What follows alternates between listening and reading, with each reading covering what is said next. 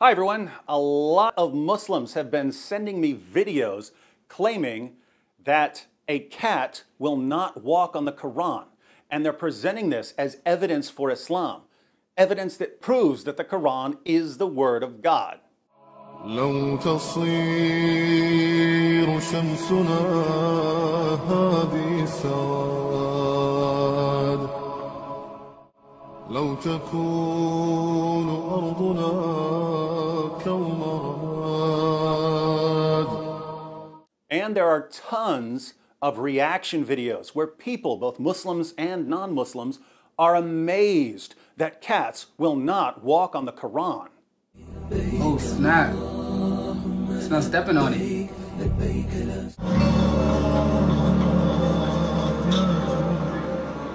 That's how powerful the Quran. See, she will step on the Quran. Wow. Yo, the cat is literally walking around and over the Quran. Now, I have exactly one friend who has a cat, so I'm over at his house now, and like all arguments for Islam, this one is very, very strange. Suppose, for argument's sake, that cats will never walk on the Quran, but they'll walk on any other book in the world. Would this prove that the Quran is the word of God? Well, what if cats can just sense evil and they won't go near the Quran because they sense the evil? Why wouldn't you conclude that? Why wouldn't you conclude that since Muhammad ordered his followers to kill dogs, the perpetual enemies of cats, cats now love Muhammad forever and honor his book? Why wouldn't you conclude that? I don't know. But the other problem is that this is very easy to test. We're going to test right now whether a cat will walk on the Quran. Watch how easy this is to test. We have a can of sardines, and we have a cat. Here, kitty. Oh my goodness! Look at those Qurans. Look at those Arabic Qurans. Let's take away the food.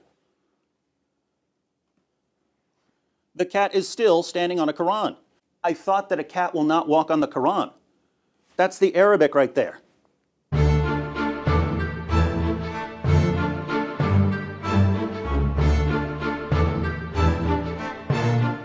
Ordinary cat food.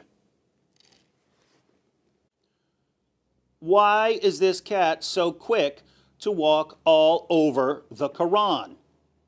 Will you walk on it for a string? You'll walk on the Quran for a string?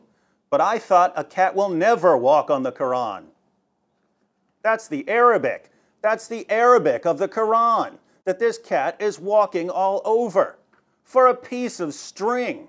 It's not even going for food. This cat has absolutely no respect whatsoever for the Quran. Do you know why? It's because cats have absolutely no respect for anything. Is this cat possessed by a jinn? No respect for the Quran whatsoever. Some cats like laser pointers. Come here. Come here. Will you walk on the Quran for a laser point? Huh? It's so easy to get this cat to walk on the Quran. She's seeking knowledge from the Quran. She's seeking knowledge. Now the cat is just pawing randomly at the Quran. Oh my goodness. She's destroying my Qurans.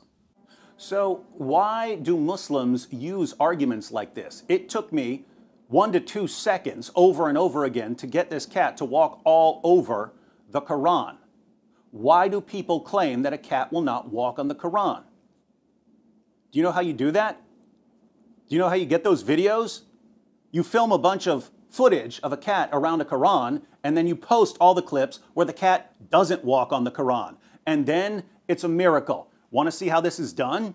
Here's a Bible. Let's see if the cat will walk on the Bible.